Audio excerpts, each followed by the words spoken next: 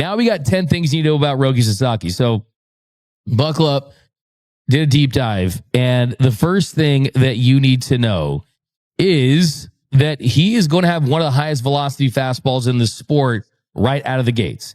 His four-seamer in the WBC clocked in at 100.3 miles per hour on average. He topped out at 101.9 miles per hour. He hit that 3 times during the WBC. 47 of his 65 heaters, around 72%, were 100 miles per hour or more. 12 of those were at least 101 miles per hour. That is electric, explosive velocity. The only pitcher you could compare him to from a fastball velocity standpoint is Paul Skeens. Last season, Paul Skeens threw 100 pitches at 100 miles per hour or faster during his rookie season.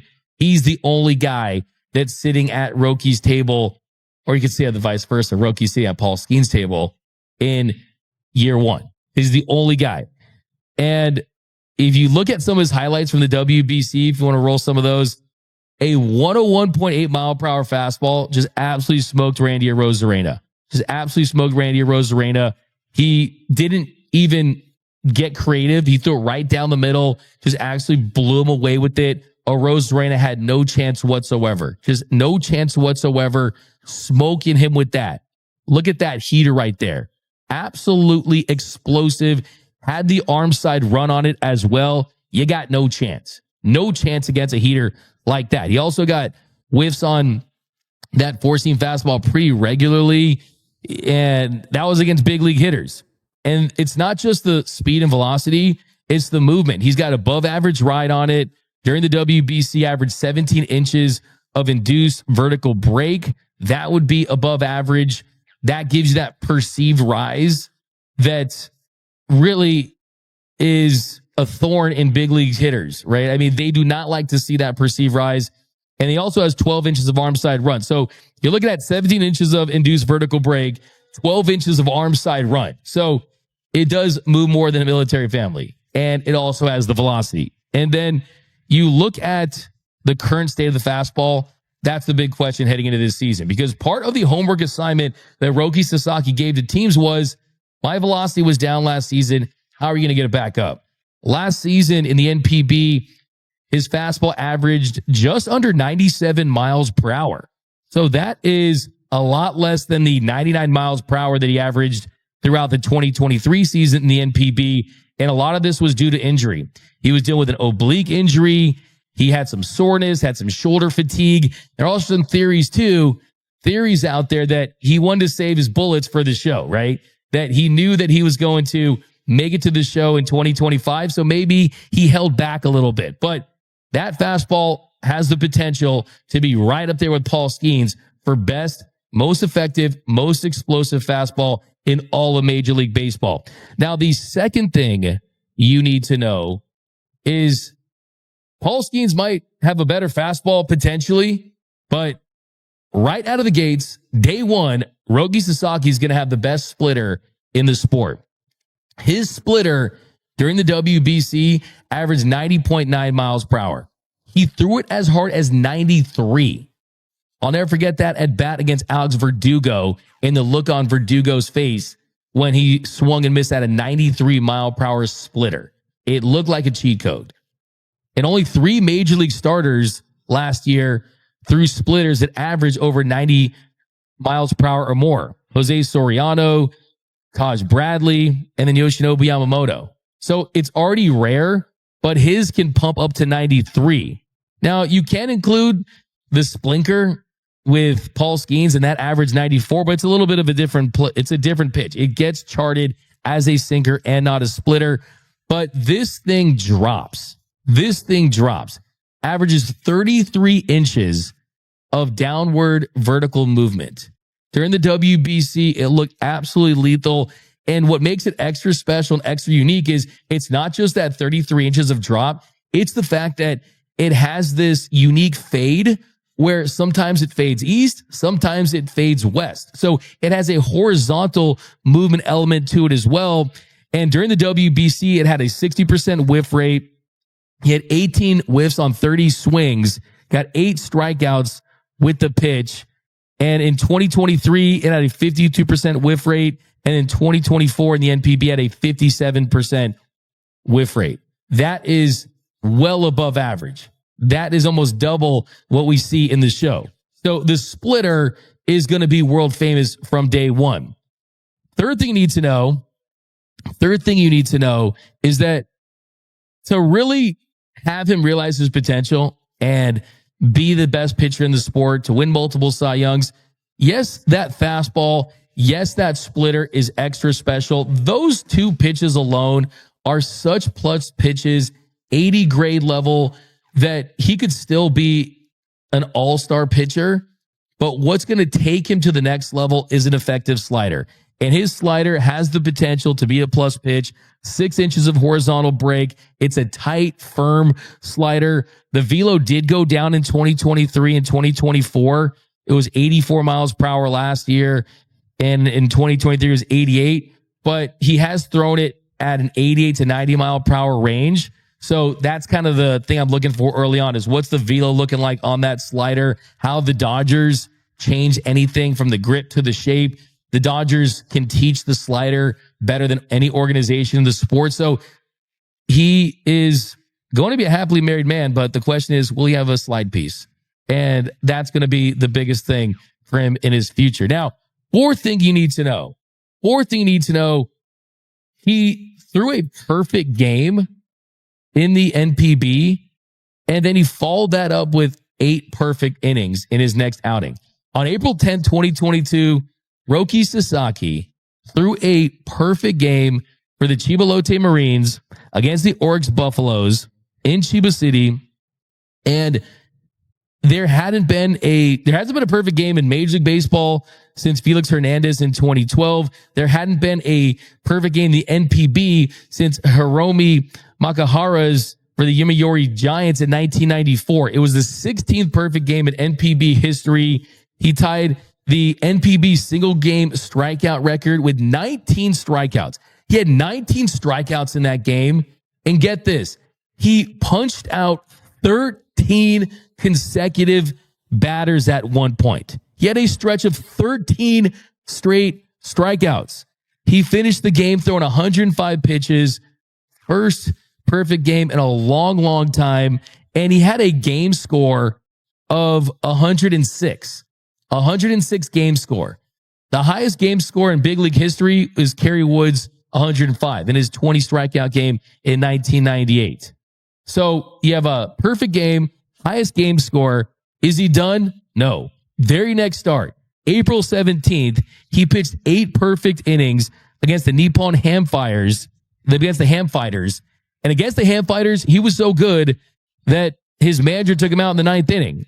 I mean, that was a bold decision because they didn't want to overwork him. He's still young, but he had pitched 8 perfect innings against the Ham Fighters, and he would have became the only pitcher to throw 2 consecutive perfect games. I mean, doesn't seem real. He had 14 strikeouts on 102 pitches. He struck out the side in the 8th inning and was still throwing 101 miles per hour in the 8th inning. He ended up retiring 52 consecutive batters. It was an NPB record. So you see the dominance. You see the dominance of a Roki Sasaki, the sheer absolute ability to impose his will, the dominance that has the potential to make him not just a multi-time Cy Young Award winner, but maybe an MVP, maybe a first ballot Hall of Famer. That's how high the ceiling is. After the game, Roki said, "This is the greatest. I feel on top of the world." And if you go to Cooperstown, the Baseball Hall of Fame, there's an autographed ball from Roki Sasaki's perfect game that is in Cooperstown. So really cool to see that. The fifth thing you need to know, he broke Shohei Ohtani's velocity record in high school. And as a pitcher, he is considered to be the better prospect at this stage of his career, the bigger phenom on the bump than Shohei was when he came to the show. Roki Sasaki set the Japanese high school record when he threw a 101 mile per hour fastball. That broke Shohei Ohtani's, who threw a 99 mile per hour fastball. And Ohtani, of course, he'll go on to be an elite pitcher in baseball, an MVP, multi-time MVP, someone who's widely considered to be the most talented player ever. But Roki Sasaki's fastball topped his in high school. Shohei for the Hanamaki Higashi High School that summer, 2012, he threw 99. Roki threw 101. I mean, that is unbelievable velocity at that age. Number sixth thing you need to know is Dodgers president of baseball operations has been scouting him for multiple years. The Dodgers have been scouting him since he was a teenager, making multiple trips over to Japan to watch him pitch in person. Friedman saw him last year in person, and Andrew Friedman said, he told us in Dallas, quote, he has talked about his desire to be the best pitcher in the world, and we believe he's capable of being the best pitcher in the world. Roki said, I want to become a number one pitcher. I want to be the player whose name fans say when they're asked who is number one. He wants to be the best pitcher in baseball, go down as one of the best pitchers of all time. He has those expectations for himself. And here was Roki Sasaki, or here was Andrew Friedman talking about Roki Sasaki at Dodgers Fest.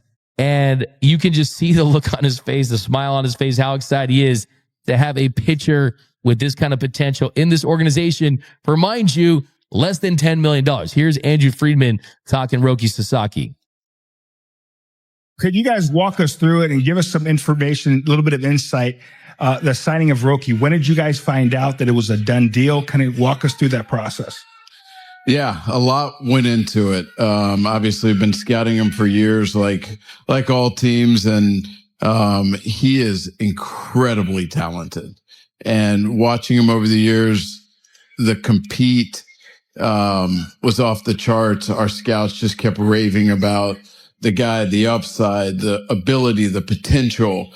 And so, when he got posted officially, kicked into high gear from groups from different departments, our pitching group, our analysts, our performance science. He posed a homework question that, to the teams that he met with of why did my velocity go down last year? And how are you guys as an organization set up to help me?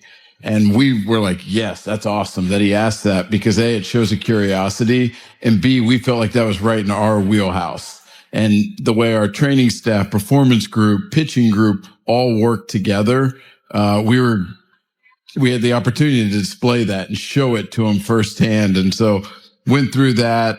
The first meeting, we weren't allowed to bring any players.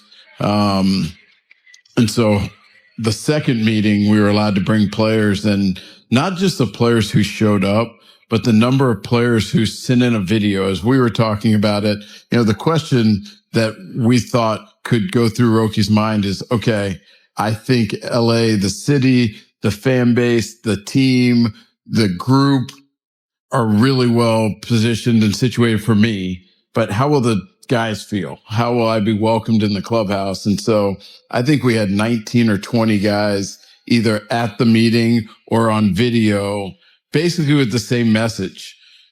Dodgers treat players really well. They treat our families really well. They help make us better. And we really want you to be our teammate. And so having that many guys say that, I think really resonated with them. And then, as we were waiting, it was hard. We didn't have much attention span the day that we thought Roki was going to make the decision. Couldn't really focus on anything, just staring at our phone, waiting for his agent, Joel Wolf, to call, and got a text from Shohei, who had obviously talked to Roki, and said, we got him. So you just see that smile on his face. And yeah, if you go back, I kind of want to put this picture up there, but if you go back and watch my interview with Friedman from Korea last year, at the end of the interview, I joked to him. I said, hey, don't worry, Andrew. I'm not going to show you a picture of Roki Sasaki wearing a Dodgers jersey.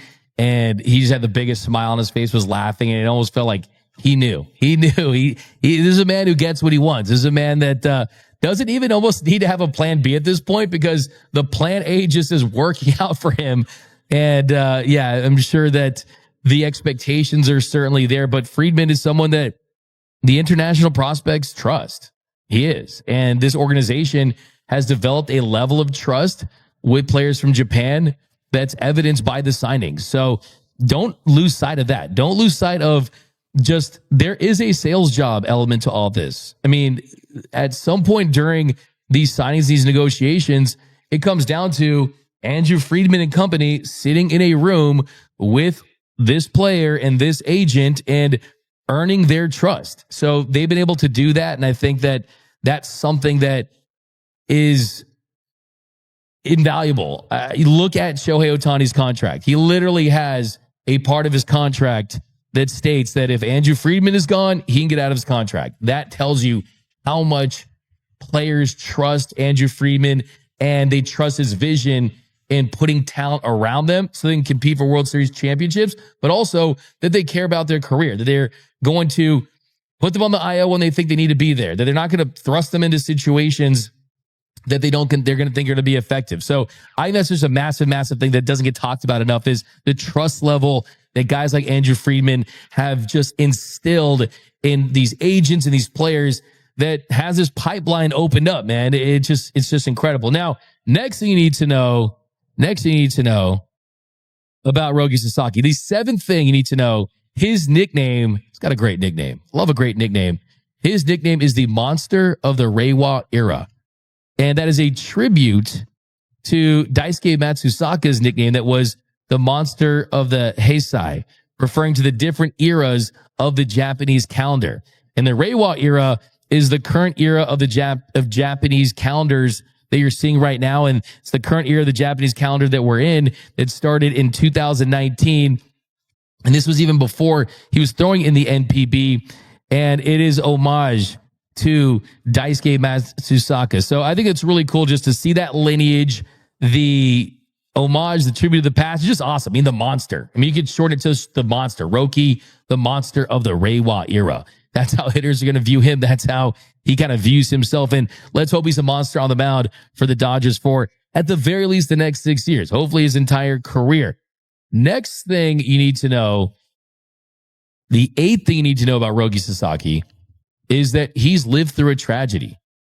And if you watch the World Baseball Classic a couple years ago, his first start of the WBC on March 11th, it was an emotional day because it came on the anniversary of the 2011 earthquake and tsunami in Japan, where Roki tragically lost his father and his grandparents in that tsunami. He also lost his family's house. It was just completely swept away. He lost all of that in his tsunami. And his manager said about him that day that it's hard to explain. And he would go on to say, but to me, it's as if he's throwing his soul, not the baseball. So he carries this with him.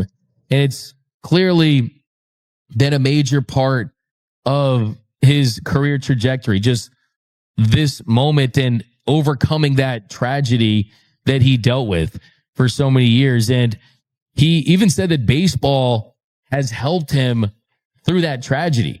He said years back that, quote, I was happiest playing baseball because I could lose myself for stretches of time. I felt I was able to give my best even through hard times and heartbreaking times. I've been able to dedicate myself to baseball thanks to the support I've had. I only have the sense of gratitude to those who've supported me. So just an unthinkable tragedy, just heartbreaking beyond belief, just an indescribable tragedy. And he leaned on baseball to help him get through that. And he said it was the happiest that he's been. The happiest times for him are when he is pitching, when he is playing baseball. And he would go on to a high school that he would surround himself. He went to the Ofunaru High School, which is considered to be Japan's premier program, the powerhouse. And there he really was able to get through that and use baseball to help him get through that. So I just think that's a major part of his story that just can't be ignored, just to kind of peel back the layers and understand the person behind it. Now, the next thing you need to know, the ninth thing, Roki has a black toy poodle named Ramu. Let's check out Ramu here. And he loves his dog. Look at that Ramu. There's his dog right there. During his introductory press conference, he actually had socks. He had socks that had pictures of his dog on them. So, I mean, my big question is Decoy going to teach him how to throw out the first pitch? Will we see a Ramu first pitch? I think that to me is going to be an exciting moment. The 10th thing you need to know is he wants to try the best burger in Los Angeles. The food that he's most excited to try is a burger. He wants to try a good old American burger, good old American cheeseburger.